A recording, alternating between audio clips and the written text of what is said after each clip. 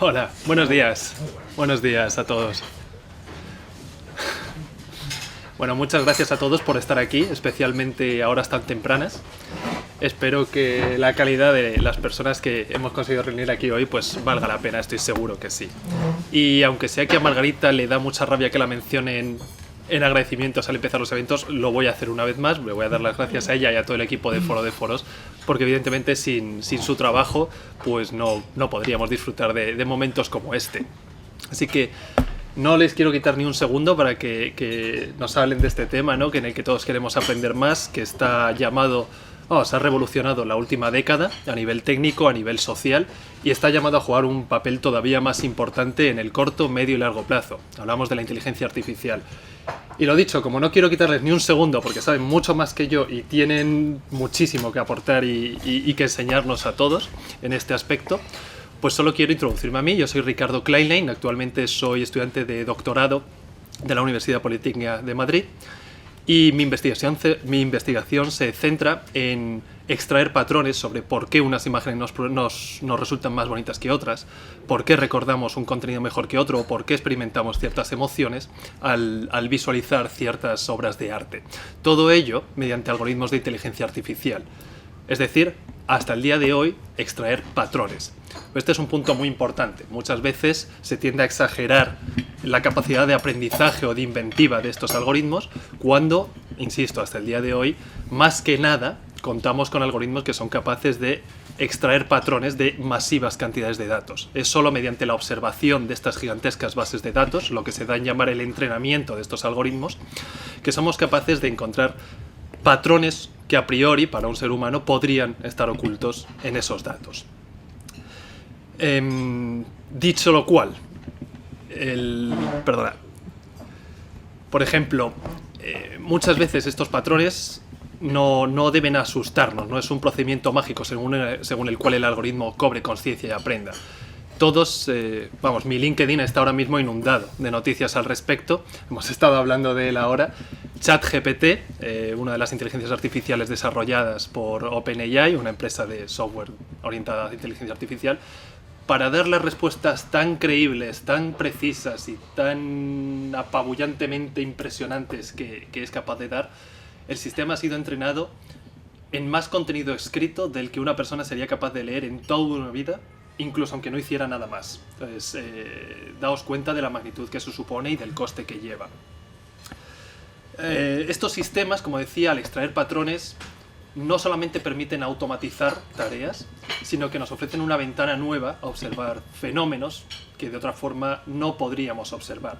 Pero claro, para que eso resulte útil, para que dicha automatización no desencadene males peores, tenemos que asegurarnos de que funcionen correctamente, y como hablaremos ahora mismo, eso implica una labor de transparencia, implica una labor de comprender qué está pasando, que al contrario que con el software tradicional, más basado en reglas y en la labor de un programador que se ocupa de la lógica interna, no siempre es fácil de determinar, no siempre es fácil de entender en base a qué toma un algoritmo sus decisiones, pese a que no sea un ente mágico que tenga conciencia, sino que sean patrones. No siempre podemos acceder a esos patrones de manera sencilla.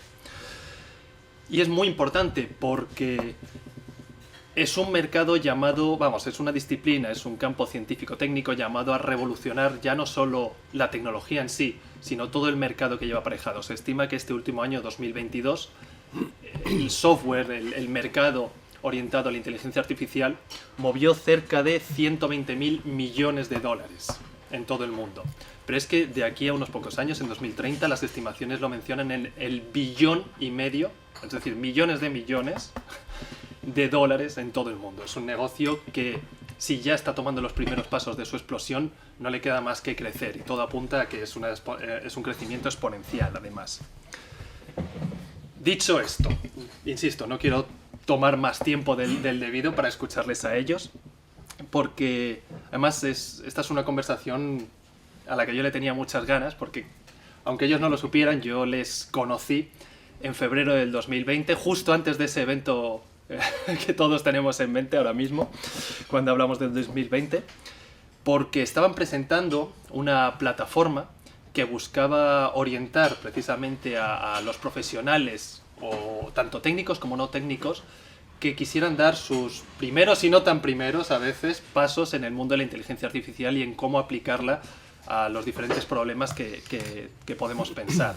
Esta plataforma, llamada Observatorio del Impacto Ético y Social de la Inteligencia Artificial, Odiseya, claro, como toda buena reunión, a mí me dejó, cuando salí, tenía muchas más preguntas de las que tuve al entrar.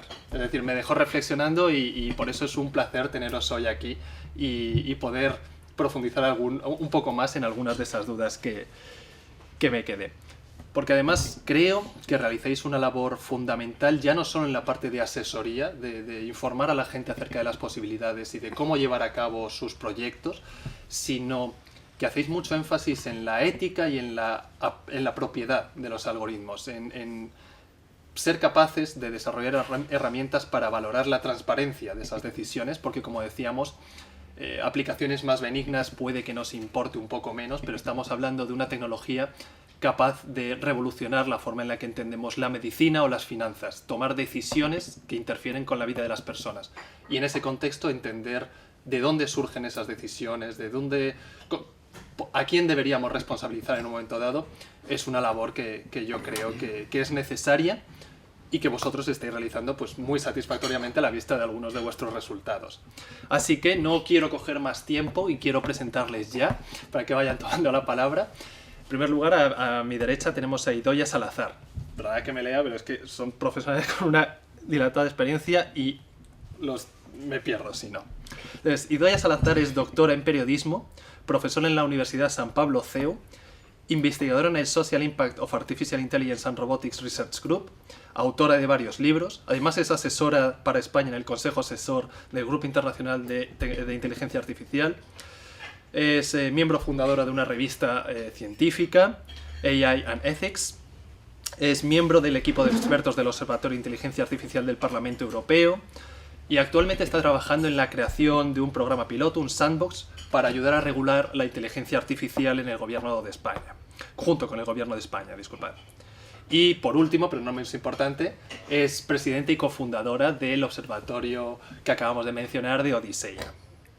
Por su parte, Richard Benjamins es Chief AI and Data Strategist en Telefónica, doctor en Ciencias Cognitivas por la Universidad de Ámsterdam, ha trabajado en universidades de medio mundo, así como en corporaciones y en startups de diferente tipo. Es coautor de varios libros, junto con Idoia, dos de ellos, que yo recomiendo absolutamente. El mito del algoritmo y el algoritmo y yo. No lo he traído hoy, pero lo tengo subrayado casi cada página porque se aprende muchísimo. Y bueno, Richard es además cofundador y vicepresidente de Odiseya. Así que muchas gracias por estar aquí. Creo que lo primero que podemos decir es que a la vista de las cifras, aunque solo he dado un esbozo de la situación, las cifras que manejamos, así como las problemáticas involucradas en el uso y aplicación de esta tecnología, en ninguna manera es un escenario sencillo y no caben respuestas sencillas y simples. Ahora bien, es un poco lo que yo te voy a pedir en esta primera pregunta, Idoia, que quiero dirigírtelo un poco a ti. Tu tesis doctoral, tu formación es en periodismo, que además ahora con este sistema que hemos comentado, ChatGPT, que es capaz de generar diálogo que resulta indistinguible del que generaría un humano, claro, no son pocas las voces que se preguntan hasta qué punto esto puede impactar en profesiones como la de periodismo, que normalmente se piensa que requiere un trabajo creativo de generación de textos y que esta herramienta a algunos les ha hecho preguntarse si es tan creativo, si es tan necesario. Más, me resultó muy interesante porque estuve bicheando tu tesis doctoral en la que analizabas cómo la Deep Web, no vamos a entrar ahora en ello, pero es la parte no indexada de Internet, es una parte un poco más oculta, pero no por ello mala, no por ello peligrosa per se, pero concluías cómo esa herramienta podía ayudar, por la cantidad de información que había, por el valor que aportaba, podía ayudar a los profesionales del periodismo a ser mejores profesionales, no los sustituía. Y me recuerda mucho a la situación con ChatGPT, porque es otra herramienta que no es capaz de crear noticias nuevas, no es capaz de aprender y desarrollar, sino que es capaz de crear, de apoyar al periodista en su labor. Entonces, me gustaría si nos pudieras contar un poquito tu impresión, tus ideas y los peligros que entraña. Bueno, un poquito tu visión del tema. Muy bien, muchísimas gracias, Ricardo. En primer lugar, quería agradecer a Margarita y a Foro de Foros por esta invitación. Nos hace muchísima ilusión estar aquí con todos vosotros una vez más y nada, la verdad es que nos sentimos como en casa y muchísimas gracias por esta invitación. Es un tema muy interesante, justo esta explosión de ChatGPT que nos ha afectado a todos a nivel de usuario, cualquier persona, muchas personas sin tener conocimientos de técnica, de inteligencia artificial, están usando hoy en día ChatGPT. Es tremendamente útil, es útil y a la vez es muy sencillo de usar. Yo siempre suelo comentar que para que una tecnología tenga éxito en la sociedad tiene que pasar varias cosas. Uno, tiene que ser barato. ChatGPT es gratis, por ahora. Tiene que ser útil. ChatGPT parece que es útil y bastante útil. Y realmente y tiene que ser sencillo de usar. Y ChatGPT es tremendamente sencillo de usar. Simplemente tienes que poner una pregunta, quizá como mucho tengas que saber formular correctamente la pregunta en cuestión, pero es sencillo. Realmente cumple las 3 condiciones para que su impacto sea real en cualquiera de nosotros. Hay una cuestión, ya que comentas mi tesis escrita hace 1000 años sobre la Deep Web. Con la Deep Web pasaba algo similar, pero igual no llegó a calar tanto esta cuestión. De hecho, hoy en día no hay tanta gente que sepa en realidad qué es la Deep Web y no ha llegado a ser una herramienta muy útil porque hay mucha gente que desconoce su existencia y su utilidad real. Sí que yo defendía mucho que esta parte de Internet no accesible mediante buscadores convencionales como Google, que eso es la Deep Web, pues podía ser de mucha ayuda para el periodista. Ahora tenemos una máquina, un sistema de inteligencia artificial capaz de generar contenido. ¿Qué hacemos los periodistas? En mayor o menor medida, pues generamos contenido más o menos creativos en función de noticias, reportajes. Había un tema específico que se decía de la inteligencia artificial hace un mes o 2 meses, que ya está avanzando a muchísima velocidad. Decían, bueno, pues los sistemas de inteligencia artificial son capaces de procesar datos con una grandísima agilidad, incluso pues entrenando al sistema y cogiendo los datos por ejemplo, de una base de datos que va registrando pues los terremotos, los seísmos que van pasando, pues el sistema podría generar, en el caso de que se produzca un seísmo que fuera necesario dar el aviso a la población, el sistema sería capaz de hacer un lead, una entradilla de manera muy rápida. Si esto ocurre a las 5 de la mañana cuando hay ninguna persona en la redacción, pues el sistema puede generar una pequeña entradilla con lo que ha pasado, respondiendo a qué, cuándo, cómo, dónde, por qué, bastante bien, y no necesitas tener un periodista a las 24 horas en la redacción. Pero se decía que la máquina pues no era capaz de poner pues el contexto y quizá el sentimentalismo, o también aportar un poquito más que lo que suele aportar, por ejemplo, en un reportaje, que el periodista es capaz de incluir en esa noticia incluso de una guerra, pues la sensibilidad de cómo está sintiendo la población, ese tipo de cuestiones. Y de repente nos llega ChatGPT, que a mí me está sorprendiendo, a mí y a todos los que estamos trabajando con los sistemas de inteligencia artificial, lo cual la respuesta que podía tener a esta pregunta hace un mes quizás sea diferente que la que tengo ahora, y eso es lo bonito también de dedicarnos a la inteligencia, a estos temas, porque nos está sorprendiendo continuamente. Mi respuesta, ya con eso dejo paso a Richard. Yo creo que los sistemas de inteligencia artificial pueden ayudar muchísimo al área del periodismo, que también está en nuestras manos el saberlo usar de manera conveniente para las tareas específicas que debemos usarlo. Es decir, hay una responsabilidad humana en el uso de la inteligencia artificial en las distintas profesiones y debemos aprender a usarlo correctamente. Es decir, hay que pensar, para estas cuestiones yo cada vez defiendo más la filosofía y el pararnos a pensar en qué nos conviene usar los sistemas de inteligencia artificial dentro de una empresa específicamente y para qué. En el periodismo nos puede ayudar a completar mejor las noticias, documentarlas mejor, realmente puede ayudar muchísimo a automatizar tareas y dedicarnos, por ejemplo, los periodistas a tareas pues mucho más mejores. Yo, por decir mi experiencia, trabajé 5 años en el diario de información económica, 5 días, y tenía que hacer cierres y aperturas de bolsa durante un año. Estuve haciendo aperturas y cierres de bolsa y me aburría tremendamente a mí como periodista, y también noticias de crónicas deportivas. Imaginaros que hay que cubrir partidos que le interesa muchísimo en un pueblo específico que están en tercera división femenino. Un periódico no va a hacer crónicas para tercera división femenino, lo cual me parece muy mal.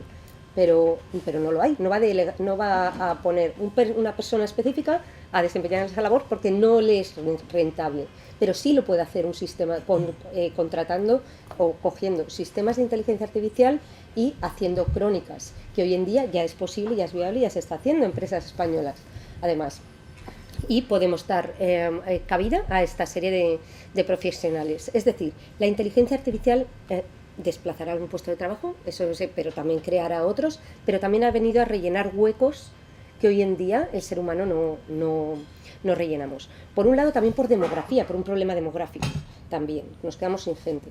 Por otro lado, sin gente joven en edad activa, se nos acaba el mundo.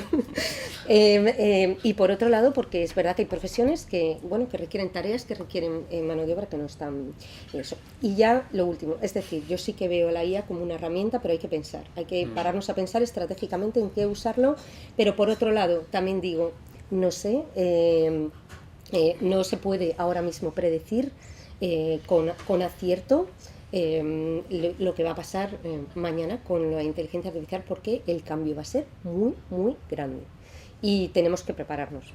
Parece apocalíptico, pero es verdad que hay que reestructurar muchas cosas a nivel de gobiernos, a nivel de ministerios, a nivel de todo para poder afrontar esta revolución.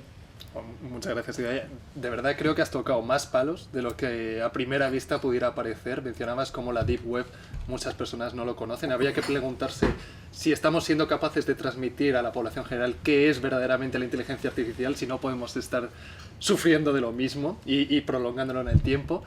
Y además has hablado también de la automatización, del aspecto positivo de estas tecnologías. Pero creo que podríamos también, y entraremos imagino, hablar sobre cómo incluso esas noticias sin una supervisión humana puede haber sesgos, es decir, hay que entrar a valorar cómo ha sido generado ese sistema.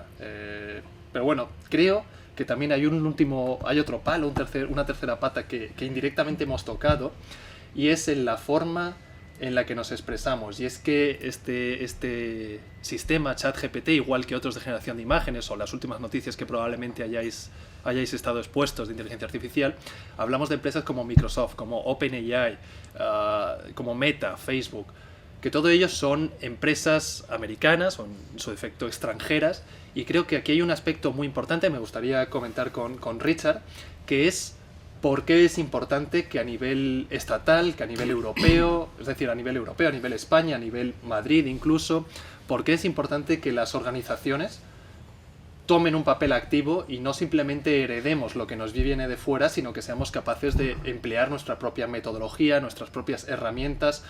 Ya solo como último detalle, cabe destacar la iniciativa de la Secretaría de Estado de Digitalización e Inteligencia Artificial con la Real Academia de la Lengua para desarrollar algoritmos de inteligencia artificial en idioma castellano. Creo que es fundamental e importantísimo. Y Richard, quizás podrías contarnos un poco más acerca de por qué es importante continuar en esa dirección. Bueno, muchas gracias, Ricardo. Para mí también es un honor estar aquí con todos vosotros. Muchas gracias por venir tan temprano. A ver, tu pregunta también tiene muchos aspectos aquí, ¿no? Yo creo que ahora, cuando hablamos de inteligencia artificial, todo el mundo piensa en ChatGPT, ¿no? Pero la verdad es que hay mucho más inteligencia artificial, ¿no?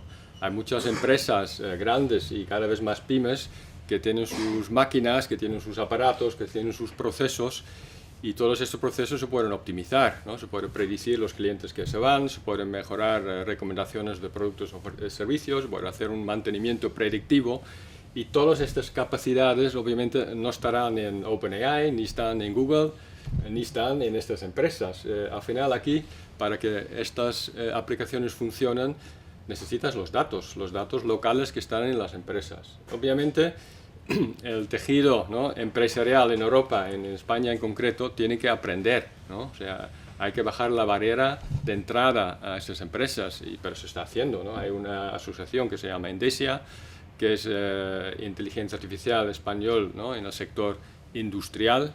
Obviamente la idea es que todas las pymes que están en la cadena de valor de todos los procesos importantes, turismo, ¿no?, logística, comercio electrónico, agricultura, salud, pues todo eso se modernizan con esa tecnología, y todo esto será local, ¿no? Obviamente siempre están los grandes de momento, ¿no?, con el tema de la nube, ¿no? Pero y así hay un tema importante que alude a tu pregunta, es el tema de AI as a Service, ¿no?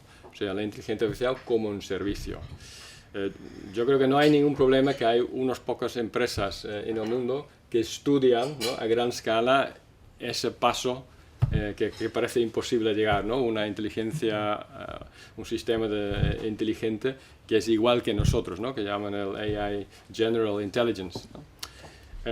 Y de hecho ChatGPT va en esa dirección, ¿no? Le queda muchísimo, pero bueno, va en esta dirección, que es algo más genérico.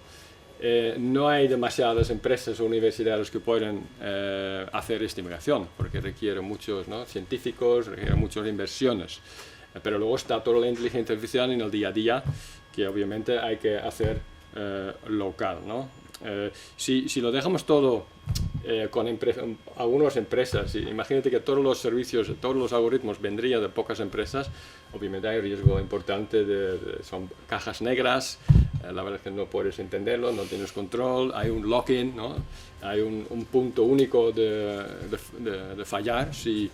Ya lo vemos, ¿no? Si WhatsApp no funciona, pues todo el mundo se queda sin comunicación. Entonces, eso sí es muy peligroso, poner todo en un único sitio, y por eso obviamente hay mucho movimiento para que no esté todo en estas empresas grandes, aunque es una lucha difícil.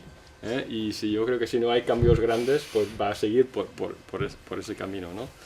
Una pequeña alusión al proyecto, ¿no?, con la Real Academia Española, que es el proyecto LEIA, la Lengua Española e Inteligencia Artificial. Lo que intenta hacer es que el español en el mundo digital, ¿no?, que no está solo controlado y dominado por empresas americanas, que hoy en día es así, ¿no? Los correctores son de Microsoft y de Google, Alphabet. Los que predicen lo que van a decir también son esas empresas, más Twitter, más Meta. Y claro, todos usan el español también, ¿no? Y para ellos el español es como el segundo o la tercera prioridad, ¿no? La primera prioridad es el inglés, y todo está basado en inglés, y bueno, poco a poco están metiendo en otros temas. Entonces lo que hace ese proyecto de LEIA es que habla con los tecnológicos y que intenta convencerlos para que metan, ¿no?, los recursos lingüísticos de la RAI, que es el diccionario oficial, que no sobrecubre el español en España, sino en todas las geografías donde hablan español, y también el lexicón, ¿no?, de la RAI en las herramientas. Entonces en Google, en Gboard, todo el mundo que tiene un Android, en el futuro, si está tecleando, pues de repente conoce 200.000 palabras más, ¿no?, a reconocer, gracias a esa colaboración. En Microsoft, en Google también, si buscas significado de y luego una palabra, antes salía cualquier diccionario, ahora saldrá la RAI, ¿no? Esto es porque al final, si no se hace, al final corremos el riesgo, y yo no siendo español, yo soy uno de los 100 millones que no son nativos, pero el idioma va a ser más pobre, porque como hemos visto, esos sistemas aprenden de los documentos que están ahí, ¿no? De hecho, cuanto más documentos están generados por inteligencia artificial, pues al final generan menos palabras y las máquinas aprenden menos palabras, ¿no? Entonces poco a poco se van quitando palabras. Entonces para evitar eso es muy importante que todos estos sistemas tengan toda la capacidad, ¿no? del idioma, en este caso en español, y no solo lo más usado, ¿no? Porque obviamente un periódico, ¿cuántas palabras usará? A lo mejor 1200, ¿no? O incluso menos, y el español tiene 94.000 entradas en el diccionario. Entonces, pues son temas importantes a tener en cuenta, aunque es casi una lucha de Don Quijote. Desde luego, sí. Muchas gracias. Y bueno, ahora ya quisiera abrir el diálogo, y además creo que en un tema que ha ido rondando todo el tiempo, aunque hemos hablado de diferentes aspectos, y es en las prioridades a nivel profesional, a nivel social, en definitiva, a nivel ético del uso de estos algoritmos. Surgen preguntas como ¿a quién pertenece la autoría de aquello que se ha generado mediante inteligencia artificial? ¿O a qué fines sirve? ¿O cómo podemos determinar si un uso ha sido correcto o incorrecto? Y si no me equivoco, creo que desde Odiseya venís trabajando precisamente en estos aspectos de cómo incorporar ética a este deployment, ¿no? A este uso de inteligencia artificial, profesionales y no profesionales, como decía. Entonces quizás podéis contarnos un poquito más acerca de cómo estáis trabajando o cuáles son vuestras prioridades desde Odiseya para llevar esto a la sociedad. Bueno, pues sí, nosotros, para nosotros en Odiseya hay dos cuestiones fundamentales, que de hecho por eso decidimos fundarlo, que por un lado es bajar a la práctica la teoría que hay en torno a la ética en la inteligencia artificial, estas cuestiones de los sesgos, que quizá podemos comentar un poquito más en profundidad, referentes a la discriminación de los algoritmos. Seguro que todos nosotros hemos oído hablar de discriminaciones, de titulares de periódicos que dicen el algoritmo machista, inteligencia artificial, que por culpa de la inteligencia artificial vamos a tener más sesgos, problemas raciales y otras cuestiones. Y yo soy periodista, lo ha dicho Ricardo antes, y lo digo, y además echando sobre mi profesión la problemática. Es cierto que siempre se intenta poner titulares llamativos para llamar la atención, para lograr más clics, y desde luego llama más la atención que un sistema de inteligencia artificial haga algo de esta manera, y que si pongo pues tal persona ha hecho tal cosa, y además hay otra cuestión sobre esto que es también muy humano, que es echar la culpa al otro, y si el otro resulta que no responde, pues mira, eso que me llevo también. Así que lo que hacemos en Odiseya es pues aterrizar un poco la ética en la inteligencia artificial a la realidad de las empresas. Vamos a ver, por un lado, en esta cuestión nos parecía básica porque es cierto que hay mucha investigación en ética en inteligencia artificial, en estas cuestiones de algoritmos, explicabilidad, que comentaba a Richard, transparencia, a nivel de internacional, muchísimos estudios, ese tema la verdad es que estaba ya bastante estudiado, pero ahora lo que falta es lo que faltaba en su momento, que ha habido mucho avance también en estos últimos años, ha sido aterrizar a la realidad de las empresas y gobiernos estas cuestiones éticas. ¿Para qué? Aquí no sé cuántos de los que nos están escuchando dirigen una empresa o están en una empresa, pero las empresas lo que quieren es, obviamente, pues facturar y tener beneficios. Y yo, por otro lado, estoy hablando de cuestiones éticas, estoy hablando de cuestiones que quizá pongan un plomo en esa ecuación y haga que los procesos normalmente pues se ralenticen un poco y suponga pues algo más que tengo que hacer en mi día a día para lograr que ese producto y servicio salga al mercado.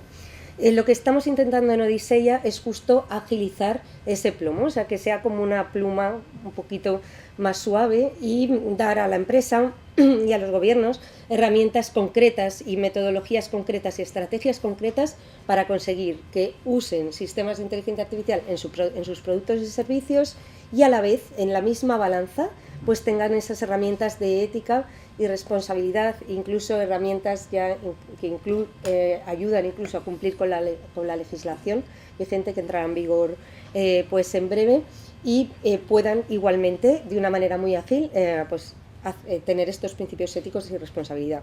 ¿Por qué? Porque la base, según la Comisión Europea, de todo esto, en la que se basa incluso el reglamento de inteligencia artificial que va a salir, es crear confianza en el mercado, pero tiene que ser una confianza real.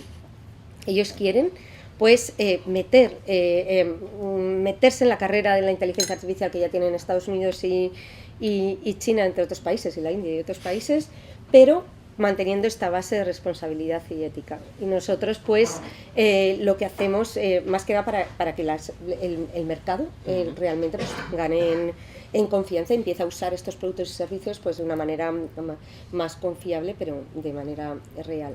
Esta cuestión de la confianza es realmente importante, porque nosotros en el libro que escribimos Richard y yo, en El mito del algoritmo, trabajamos en esa cuestión de la importancia de formar a la sociedad, no en técnica, no en saber machine learning.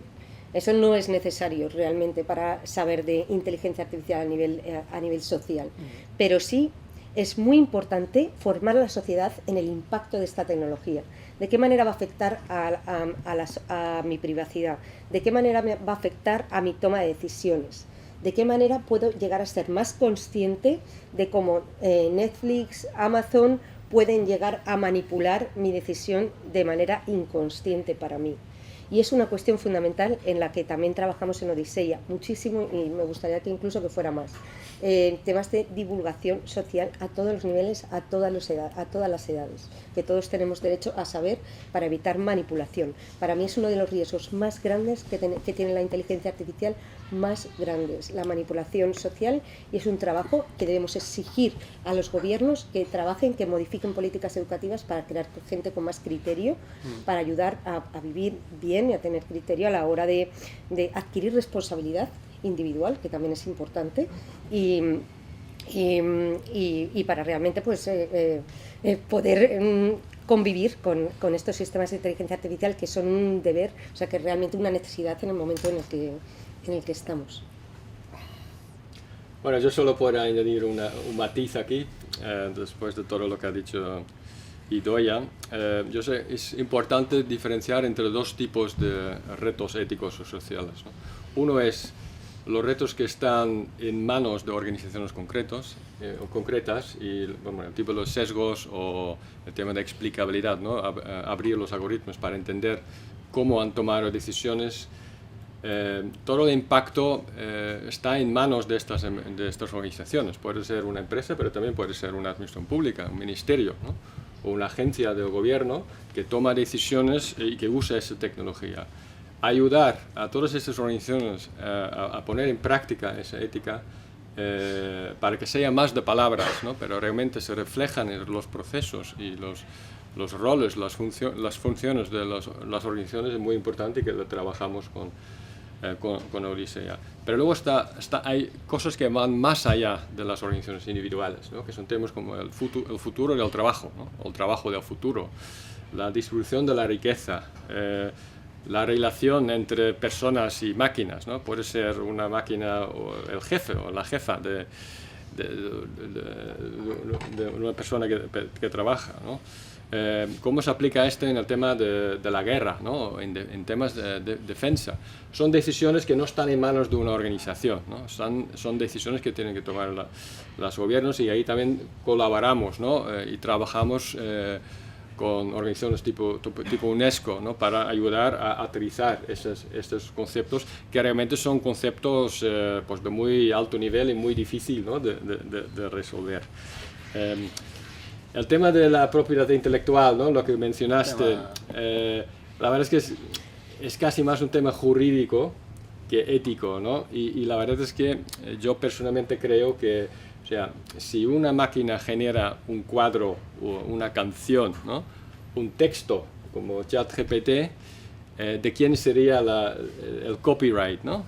Los derechos, el programa, o sea, el programa como un artefacto, los diseñadores o la empresa detrás, o el que han hecho el prompt, ¿no?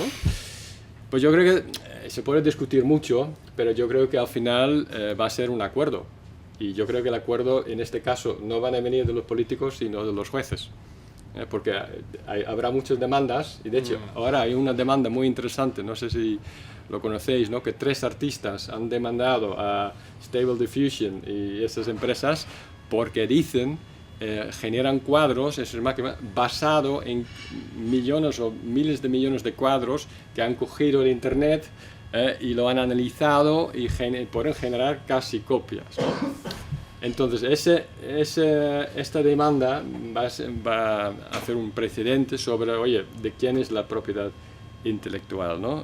El debate es muy interesante, hay muchos temas técnicos también, porque algunos dicen que, bueno, estas máquinas cogen todos los cuadros de internet y lo guardan y luego lo analizan, ¿no? Pues eso no es verdad, no cogen copias, ¿no?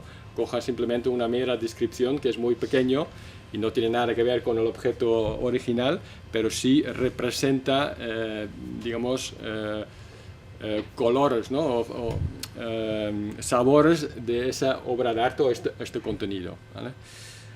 Entonces, pues no sé, ChatGPT es piratería a lo bestia, pues estas son las preguntas, ¿no? Y yo casi seguro que van a ser los jueces o las jueces que van a tomar la decisión. Muchas gracias.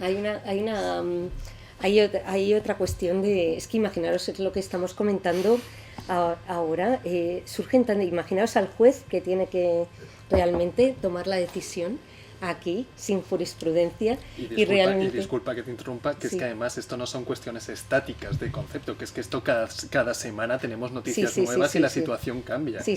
Yo he estado en mesas de ponente con abogados y jueces que se están incluso planteando ya temas relativos a los derechos de la inteligencia artificial, de los robots. Personas juristas que están ya tratando esos temas específicos. Realmente se nos abre una cantidad de cuestiones tan increíbles. Ahora incluso pues se llega a hablar de...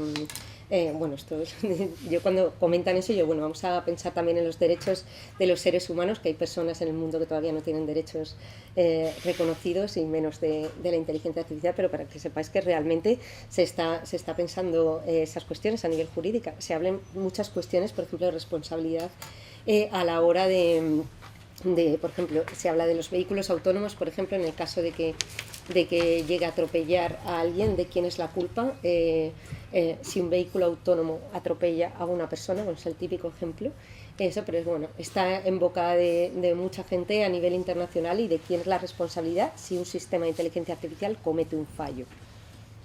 Eso es otra cuestión que sin duda pues tendrán que pensar los juristas. Yo lo tengo al final, no sé, si aplicamos la lógica sobre esta cuestión, está claro que ese sistema de inteligencia artificial es una herramienta que ha aplicado una empresa concreta y al final pues el responsable no es la máquina, porque a la máquina no se la puede meter a la cárcel ni se le puede decir que pague nada, sino que será la empresa en cuestión o sin duda una responsabilidad compartida con el ser, me refiero de la empresa, no del sistema, sino de la empresa que ha fabricado el coche y el software y la persona que supuestamente tiene que estar al tanto de la conducción a pesar de que sea autónoma. En este caso, pero en ningún caso de sistema de inteligencia artificial. Yo creo que es el momento, por lo menos por ahora, yo he dicho que no hablo más de 2 meses, ya, pero yo creo que al menos por ahora tenemos que volver a poner los derechos de los seres humanos en su sitio, la responsabilidad de los seres humanos en su sitio y a los sistemas de inteligencia artificial pues ponerles en su lugar, que por lo menos por ahora pues son herramientas de ayuda al ser humano y ya está. Y hay que aprender a usarlas de manera conveniente. Hay que aprender, eso es muy importante, importante. Bueno, yo ya os avisé que cuando les conocí por primera vez la cabeza se me llenó de preguntas. Estoy seguro de que estamos todos ahora mismo así con miles de preguntas apareciendo, porque creo que es muy difícil aportar ninguna respuesta cerrada por la cantidad de aspectos involucrados, por la velocidad a la que avanza. No sé, Richard, si quieres añadir algo. Si no, quizás podemos dejar un poco de espacio a los presentes a que hagan a que directamente os pregunten a vosotros. Así que si alguien quiere hacer alguna pregunta, por favor. Sí, hola, buenos días. Soy Elvira, trabajo como Content Manager en la empresa MEU. Y bueno, pues justo a raíz de lo que estáis comentando, yo había leído este domingo en un suplemento de prensa un artículo llamado Los esclavos de la inteligencia artificial, que son las miles y miles de personas que están todo el día etiquetando para que la inteligencia artificial pueda funcionar. ¿Qué opináis de esto? Bueno, sí, al final es que pensamos, no sé si visteis un programa de El Hormiguero, de Pablo Motos, en el que trajo al robot Sofía, ¿sabéis el robot Sofía, el robot humanoide de esto, para interactuar con las personas? Hablaba, bueno, parecía que respondía de manera autónoma a las preguntas que se generaban, que le estaba haciendo Pablo Motos, y la verdad es que generó una expectación social diciendo, madre mía, ya dentro de nada vamos a tener robots caminando por las calles, interactuando con todos nosotros, y teniendo al final estos sistemas de inteligencia artificial todavía son muy dependientes de los seres humanos, y sin duda, si te refieres a la explotación de las personas, para eso me parece muy mal siempre, tanto de eso como de prendas de vestir o de lo que sea, pero sin duda todavía hay mucha dependencia de los programadores y de personas que tengan que etiquetar y ese tipo de cuestiones, que se va a acabar automatizando, y que los sistemas de inteligencia artificial llegarán a ser, pueden incluso ya pues actuar de manera autónoma, incluso sin tantos datos, y generando nuevos sistemas ellos mismos, es decir, teniendo hijitos mejores que ellos y haciendo la labor mejor que ellos. Eso sí pasa, porque ya ha pasado ya está pasando, y pasará, y dentro de unos años viviremos unos sistemas de inteligencia artificial muy diferentes de los que tenemos ahora, con menos dependencia de los datos y mejor y de los humanos. Pero la cuestión es mantener siempre, o intentar al menos mantener siempre, la mano humana en las decisiones de los sistemas de inteligencia artificial. Este control del que estamos hablando, fíjate que yo soy pro tecnología total y eso, pero en esta situación, en estos sistemas es tan necesario tener ese control, más que nada para guiar. Ahora estamos a tiempo de guiar la tecnología hacia nuestro beneficio. La inteligencia artificial puede llegar se está trabajando mucho en temas de sentimientos, poner sentimientos en una máquina, duplicar, incluso estamos jugando, jugar a ser Dios, en ese sentido. Voy a intentar, ahora que puedo, voy a intentar duplicar con este robot Sofía, voy a intentar duplicarme en un ser artificial. Yo, en uno de los libros que escribí, La revolución de los robots, hice un estudio de cómo a lo largo de la historia el hombre ha soñado fabricar algo, tener la capacidad de fabricar algo a su imagen y semejanza, exactamente eso, a lo largo de toda la historia, a través de la mitología, a través de toda la historia. Y ahora es el momento en el que podemos, y se está replicando. ¿Para qué? Yo creo que es por un reto que tenemos los humanos, pero no hay una necesidad real. Pero la realidad es que estamos intentando crear consciencia en esos sistemas de inteligencia artificial. Estamos probando, estamos haciendo ya, estamos queriendo duplicar sentimientos humanos en esos sistemas de inteligencia artificial. No nos estamos quedando en optimizar procesos con esas herramientas, estamos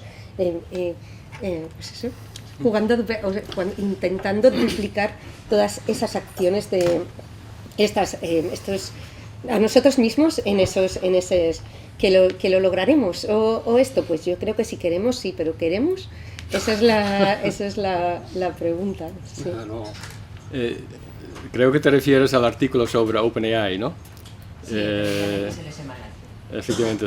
O sea, aparte de este artículo hay un libro que se llama Ghost Work, ¿no? Que describe todas estas personas que trabajan en el fondo, ¿no? Para corregir o entrenar, ¿no? Sistemas de inteligencia artificial. Por ejemplo, si tienes una barba y eres chofer de Uber, ¿no? Y cada día antes de montarte en el taxi, no sé si todavía o si en este país o en otro, pues tienes que hacer una foto y te cheque efectivamente que el chofer es el chofer que está registrado, ¿no? Si hay un caso de que si quitas la barba, pues ya no te reconoce, y en tiempo real esas dos imágenes van a la India, y luego hay personas, ¿no? que están mirando, que están ganando 5 céntimos con un clic, y dicen que sí, en tiempo real pues la persona lo reconoce y puede conducir, ¿no? Esto en OpenAI era para temas de safety, o sea, el objetivo de OpenAI era poder, ¿no? sacar ChatGPT al mercado hasta cierto punto, pero con ciertos temas de seguridad, ¿no?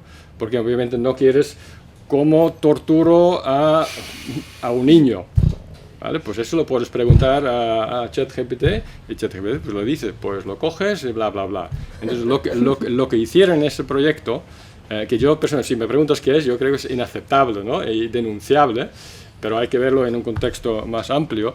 Lo que hicieron es, querían saber cómo automáticamente identificar tortura, violencia,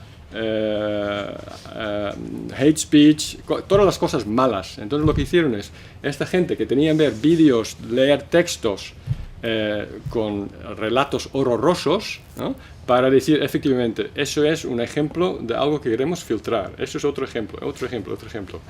Claro, y lo que salió en la prensa es que esta gente lo pagan como $1, ¿no? Al día. Sí, un poco, no, pero simplemente también porque se pasan muchísimo tiempo etiquetando fotos para entrenar, eso es. Para entrenar al algoritmo. Claro. Entonces, pues bueno, pues están muy mal pagados, trabajan... Sí, bueno, pero esto, ¿sabes? En el tema de responsabilidad de cualquier empresa, ¿no? Hay estos programas hay que hacer un fair supply chain, o sea, toda la cadena de valor que tienes que cuidar que todos tus proveedores tratan bien a sus empleados, a su personal, digo, y que no tengan niños trabajando y todo eso. O sea, en general está en los planes de ESG, ¿no? Lo que llamamos de las grandes empresas, pues está cubierto, pero obviamente cada empresa tiene sus, ¿no?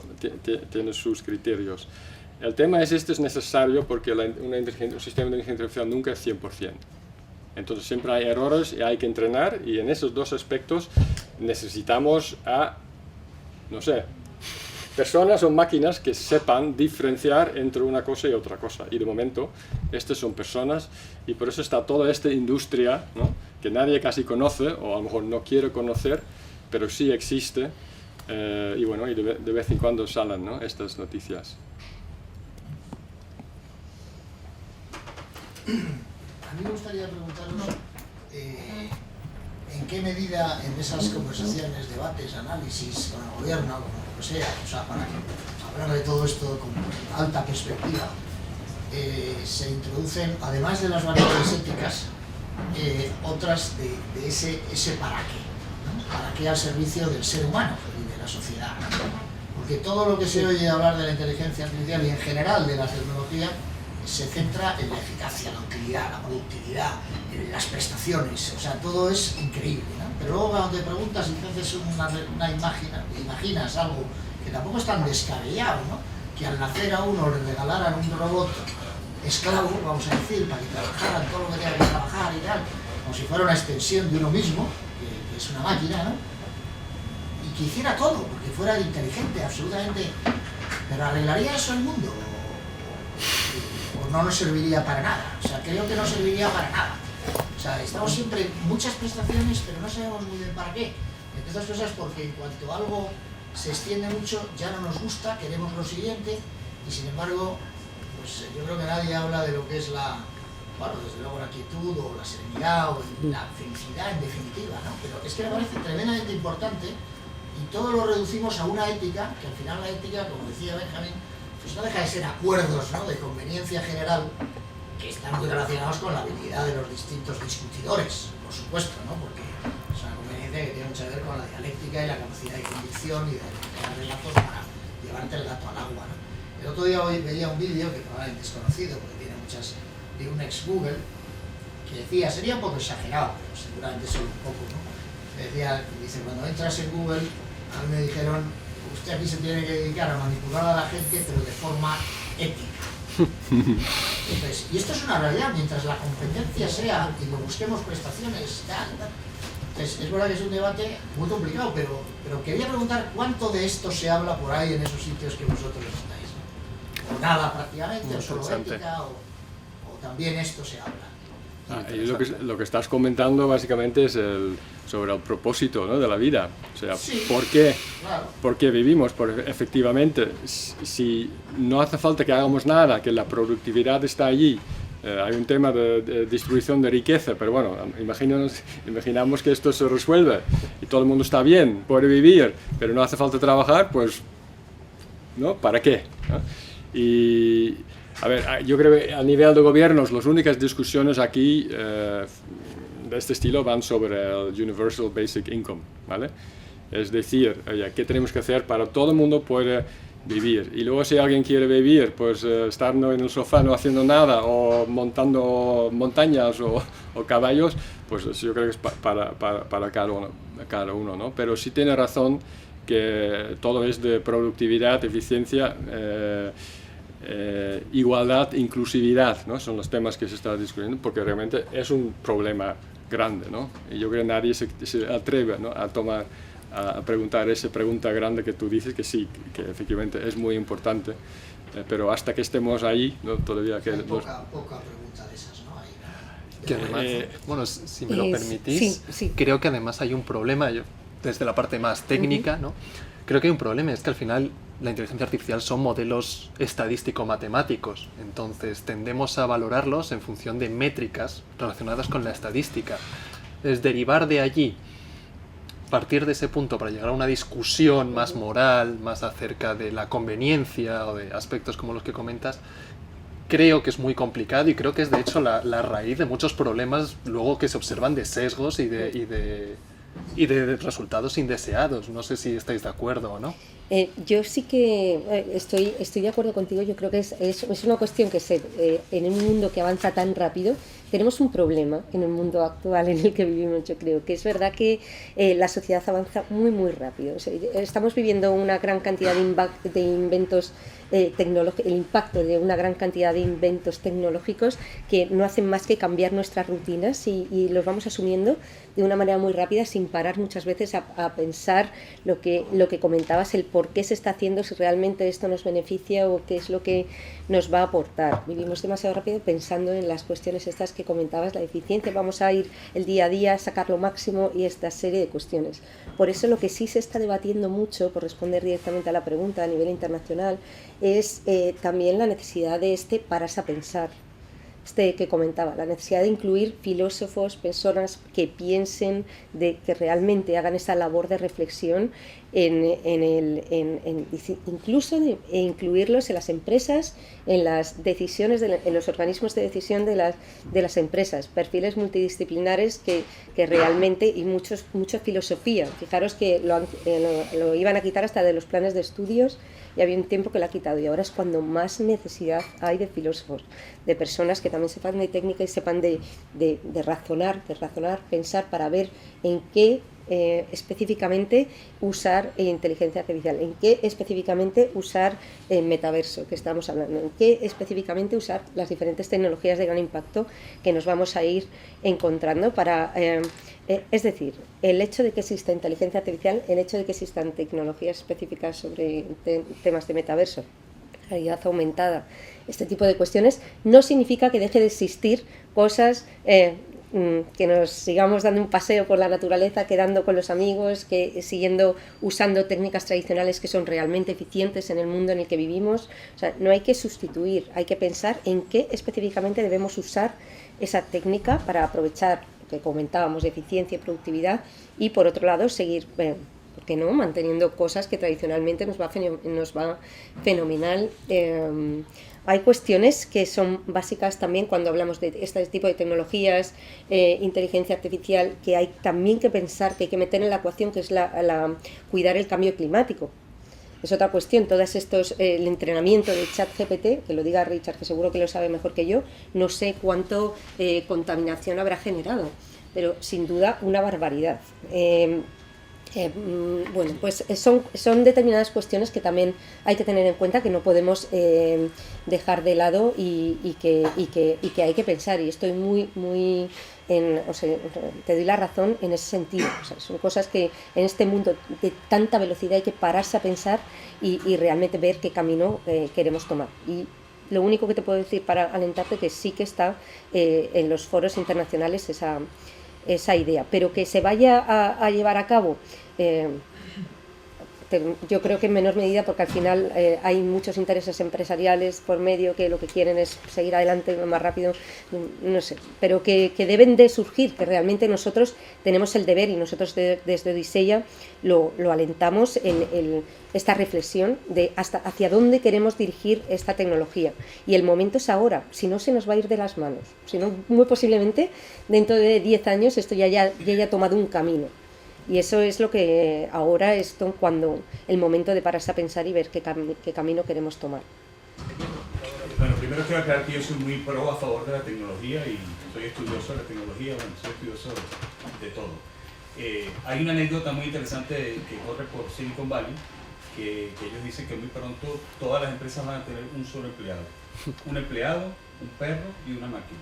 El empleado para que dé de comer el perro y el perro para que el empleado no toque la máquina.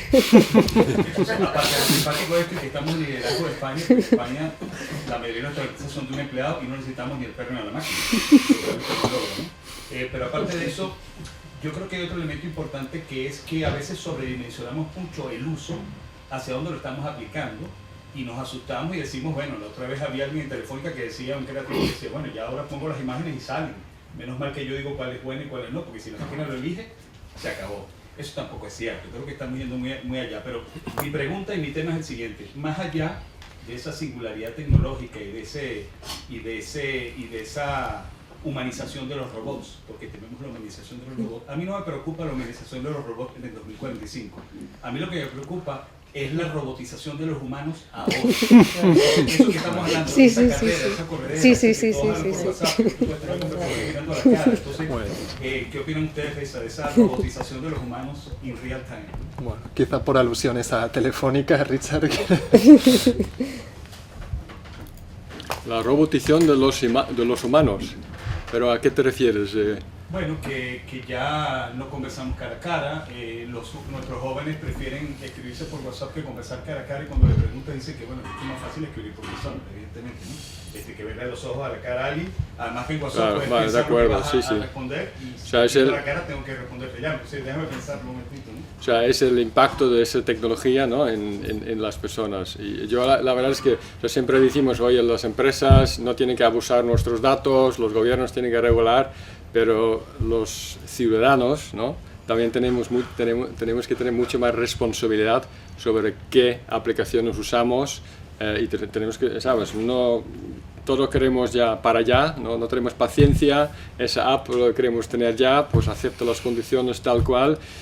Y al final estoy pasando mucho tiempo, ¿no? en las redes sociales, los niños en TikTok y obviamente, o sea, todo el mundo tiene una responsabilidad, y yo creo que efectivamente hay mucha crítica, ¿no? A unas empresas que efectivamente abusan, ¿no? Lo que hablamos, alguien lo dijo, ¿no? Dijo marketing versus manipulación, ¿no? O sea, es gris, ¿no? O sea, al final todo el marketing es hasta cierto punto manipulación. Entonces, esa temática, los ciudadanos, ¿no? Y no me gusta la palabra consumidores, pero bueno, también los consumidores tienen que tener más responsabilidad y toma más responsabilidad en la decisión que cómo quieren vivir aquí, porque todo el mundo se deja llevar y echamos la culpa fuera, pero tenemos mucha culpa nosotros mismos. Y hay una cuestión que se puede muy rápidamente. No. Vale. Yo creo que muchas veces es cierto que estamos hablando mucho de estos temas de inteligencia artificial, de toma de decisiones por parte de la inteligencia artificial, hasta dónde puede llegar, pero es verdad que yo sinceramente creo que también los seres humanos tomamos muchísimas decisiones incorrectas, y que nosotros no somos infalibles, ni somos 100% perfectos, ni no sé si queremos serlo, yo tampoco, pero es cierto que todavía nos queda mucho al ser humano en sí mismo como hasta que lleguemos a esa perfección. Y estos sistemas de inteligencia artificial, una vez que consigamos eliminar sesgos, todas estas cuestiones, nos puede ayudar a los seres humanos a tomar mejores decisiones. Ha habido muchas decisiones erróneas por parte de los seres humanos durante toda la historia, y sin duda pues yo creo que el hecho de la transparencia, esta aportación de conocimiento que nos pueden dar los sistemas de inteligencia artificial, pues nos pueden ayudar a ser más conscientes al menos de para que podamos tomar decisiones más correctas. Y ya con esto acabo, para que no me digan nada. Yo creo, una vez más, yo creo que así se puede demostrar la importancia del complemento tan importante que puede llegar a ser en un futuro estos sistemas de inteligencia artificial para ayudarnos a tomar decisiones correctas en el futuro que nos espera. Bueno, perdón, solo Sí. una cuestión incorrecta, porque fíjate el otro día que pasó, que los ucranianos encendieron todos el móvil para felicitar las fiestas a su familia y las bombas se caían debajo de su cama. O sea que al final, vale, es humano, es algo humano que no tenía que haberlo encendido, pero es como algo que ya forma parte de tu humano también. Y luego el atocinamiento que tenemos del cerebro. Yo el otro día iba con una persona que ha conducido toda su vida, oye, y que me tenía que callar porque no oía el GPS. Pero bueno, que tú no sabes leer los carteles a Valencia. O sea, pero por favor, o sea, me tenía que callar. O sea, es que estaba hablando, pero que no sé lo que ha dicho. Digo, pero bueno, esta tía va a hacer que yo me calle en un coche. ¿Dónde hemos llegado? Digo, pero qué atocinamiento. Pero así con muchas más cosas. Os pongo ese ejemplo porque lo viví el otro día que ya me aburrí. Dije, quita esa tía, quita la música, quita la noticia y vamos a hablar un poco. Eso, en un coche, dos sí. personas. Eso que comentas, yo incluso lo abriría para un nuevo foro, Sí, por favor. porque es tremendamente, no, de verdad, me parece tremendamente importante. Nos dejamos llevar, ¿no? sí, tenemos intoxicación de tecnología. Y realmente la tecnología no tiene por qué ser para todo. Tenemos a los niños que no hacen más, que parece que no saben vivir, bueno, y adultos, que parece que no vemos más allá de nuestra pantalla. Hay cómics muy graciosos que ven en el futuro a los robots caminando eso y a los seres humanos ahí al final ven a un robot leyendo y haciendo eso y el ser humano así metido en la pantalla. La verdad es que lo que comentaba respecto a la robotización de los seres humanos es la realidad y es para un foro de debate realmente más intenso. Bueno, pues me temo que ya nos hemos quedado sin tiempo. Solo me queda agradeceros que estéis aquí hoy con nosotros y que nos hayáis ilustrado en estos aspectos que muchas veces se escapan de la prensa generalista o de lo que el común de los mortales tenemos acceso a aprender por medios directos. Así que nada, muchas gracias a vosotros, muchas gracias por supuesto a Foro de Foros y al establecimiento que nos cede este espacio. Y nada, solo quería terminar con un aplauso para Richard y para Idoia, que creo que se lo han ganado.